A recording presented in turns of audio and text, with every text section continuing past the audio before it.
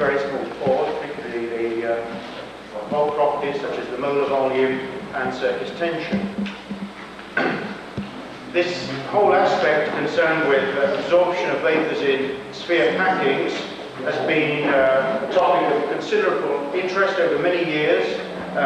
Essentially, two processes are considered, one in which one has multi-layer film growth and then capillary condensation. And I've listed a number of authors who have done extensive experimental studies and also have modelled this type of capillary condensation in globular pore networks. Quickly then to touch on small angle scattering, and this is the feature of this session this afternoon. There'll be two more talks by John Dorr and Katsumi Kaneko following, so I won't go into too much detail. I think John's going to cover this aspect of the technique in more detail. But essentially, what happens is that if we have homogeneities in a solid, and the homogeneities inhomogeneities could be pores, we could be concerned with particles in a liquid. These will scatter radiation, X-rays or neutrons. And the inhomogeneity, which we'll be looking at with neutrons, will be in what is called a scattering length density. And I'll say something more about that later.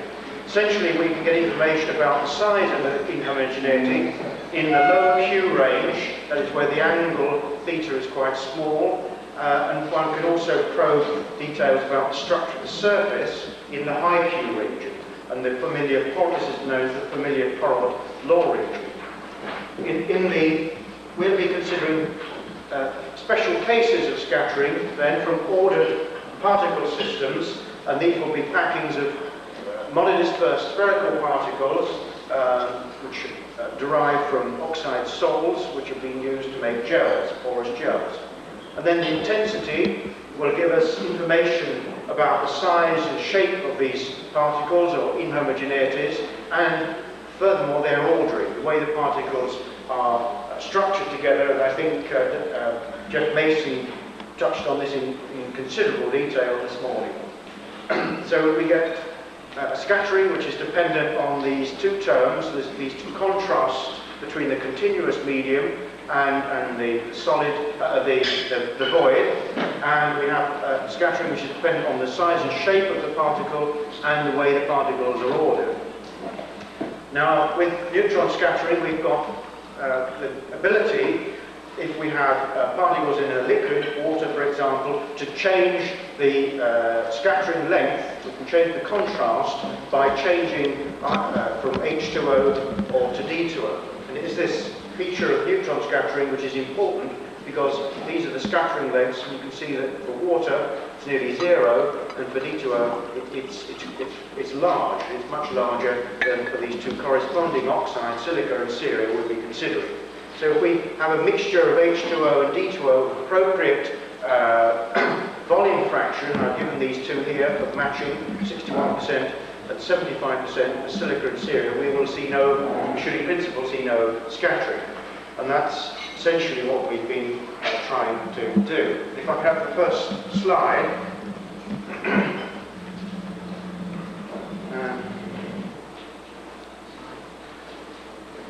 Could I have the first slide, please?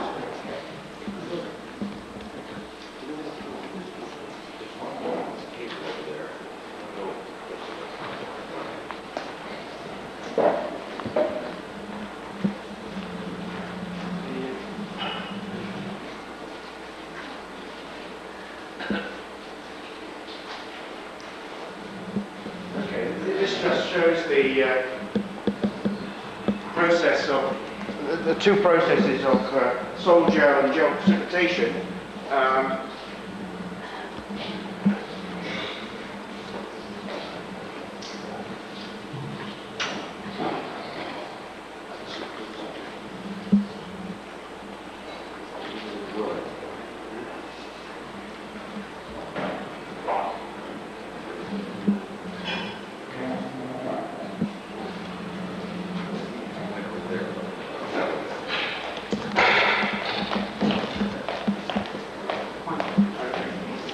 So we'll be considering the top process, where we have a sol which is converted into a gel, and then Is it okay? Okay, can I have the next one, please? So we'll be considering gels made from solids which have well-defined shape and size. Okay. Yeah. Yes, please.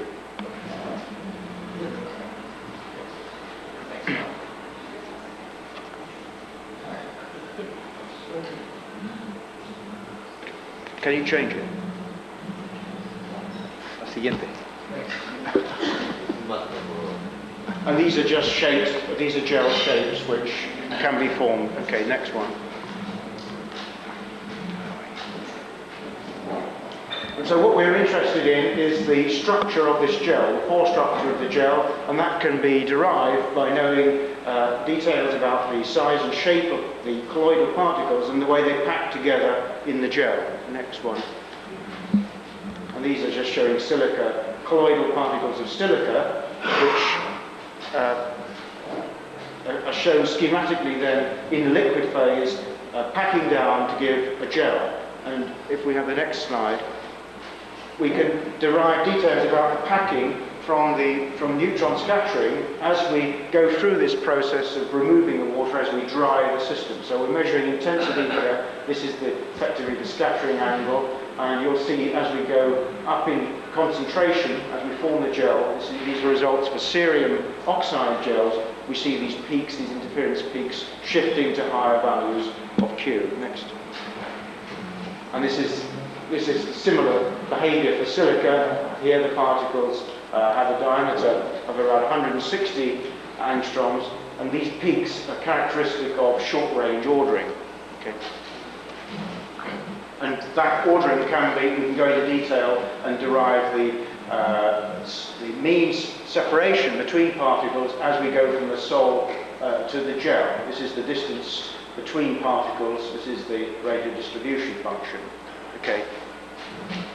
And without going into too much detail, one can show that this separation distance, the mean separation distance, as a function of concentration for different gels, these are results for two silica gels and a ceria gel we'll be considering. This scales as the inverse of the cube root of concentration. So we're just compressing down our structure as we remove the water. And I've just shown that schematically. So eventually, this is an idealized system where we have these familiar interstices between spheres. And if we look at the isotherms, these are nitrogen absorption isotherms as a function of the diameter of the particle shown here. The pore volume is nearly constant in all these cases, but you'll notice we get a shift in the hysteresis loop to lower P over P naught as the pore size decreases. And in one case, this is similar to the isotherm Professor Sting mentioned this morning for secondary micropore filling. This is the result for a ceria gel. This is a type 1 isotherm, but we see this quite long progressive uptake to about 0.5 P over P naught, but you still have a type 1 isotherm. So these have quite large micropores in the structure. And I've just summarized for different gels on the basis of the primary particle size for these well-packed systems. This is the porosity, these are the pore sizes and the surface areas which decrease as we go up in size. Now we'll be considering two silica gels, this one here and this one here, where the particles are 30 angstroms and 300 and 120 angstroms in diameter, and this ceria gel here, which is microporous. And we'll be considering the uptake of this matched water, okay, in the structure. And and this is just showing water uptakes on these different systems. This is the ceria gel, and these are the two silica gels. And these are measurements made on the exact samples which are used for small angle neutron scattering. Okay. So what we'll be considering then, this is idealized and taken from, based on a paper of Kiselov many years ago, but if we have two spheres in contact, then what one sees is the growth of this absorbed film, and we get a growth of the multilayer, and also one forms these saddle-shaped menisci at the points of contact. Now if we have Okay, no, can I have that back? If we have a matched fluid, matched with the same scattering length as the solid, then what we should see, we can get information about this net growth and also the change in the interfacial film area. Now that's the case if we have simple multilayer absorption and capillary condensation. Okay. What we're showing here then is the results for uptake of matched H2O, D2O on a silica gel at various relative vapor pressures. So we start off with the outgas gel, and you remember we saw this interference peak, which gives us an indication of the separation distance between the particles. So this is the outgas gel, and then we expose the gel to relative pressure here of 0.62 P over P naught, and we see very little change. This hump here is due to the size of the particle. I won't go into detail on that. But as we go up higher in pressure to 0.75 P over P naught, we notice a marked change now in this interference peak. And this interference peak only occurs where we have discrete spherical particles just contacting, and we can treat them as scatterers, individual scatterers. So effectively we have these nets growing between the particles. And as we go to this 0.97 P over P naught, we saturate the system, virtually got no scattering at all now. So next one. And that's shown here on a logarithmic basis. This is the intensity again for several relative vapor pressures. This is the outgas sample. This is this peak corresponding to the separation distance between the spheres. We go up in pressure progressively to 0.62, 0.75, and then we saturate. This has dropped a factor of 100 in intensity. These are shifted equal amounts along this scale. This is the Q to the minus 4 scattering one expects for polar law behavior, and that's what we see here occurring. This system here has got absorbed water in it at saturation, like this sample here, but in this case the D2O content is 8%, and at that concentration, at that volume fraction, we have a 0 scattering length. And so this sample the scattering is virtually identical to the outgassed one, which tells us that there isn't any marked structural change occurring when we saturate the sample with water vapor. Okay. And these are similar results for, this time, a much smaller pore size, a mesoporous gel. Again, we go up in pressure, and we see immediately changes occurring at quite low relative pressures, shown here. This is around 0.08, where we're getting the monolayer forming. And due to the much smaller diameter of the particles, we do see perceptible change here. But essentially, though, the drop-in scattering doesn't occur till we reach quite large relative vapor pressures. And again, if we have the 0 contrast fluid at saturation, we see a similar behavior as we do with the outgas sample. So these two are comparable. Okay. Now we turn to this microporous gel. This is this is the Syria gel, the outgas sample, and this is a saturated sample, saturated with the contrast matched fluid, and this is saturated with the 0 scattering length density system.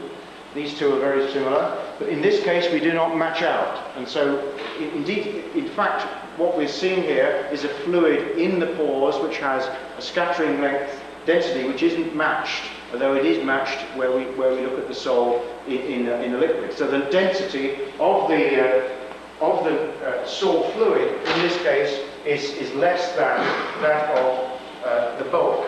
And so what we're seeing here is a marked difference in the density of the salt fluid in the micropores compared with that in the mesoporous system. So we just conclude that here. So essentially we're saying oxide gels composed of uniformly packed salt particles are suitable as model porous absorbents, and using small angle neutron scattering one can get some insight into the mechanisms of absorption. And with mesoporous gels, I won't go into the detail here, but essentially the behaviour is as anticipated from the models of uptake involving multi-layer formation and capillary condensation. We do see marked changes in the sands due to this condensation around points of contact. The interfacial film area doesn't change markedly as POP0 goes up, and this is in accord with model calculations.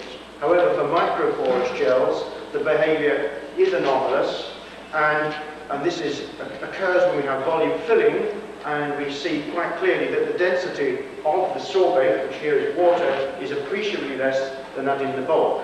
And without going into detail, I think the reasons for that have been touched on already this morning, that this lower density can be tentatively ascribed, particularly to water, to this much more open structure, which is perhaps imposed by the difficulty for the hydrogen bond network to form as in the liquid state.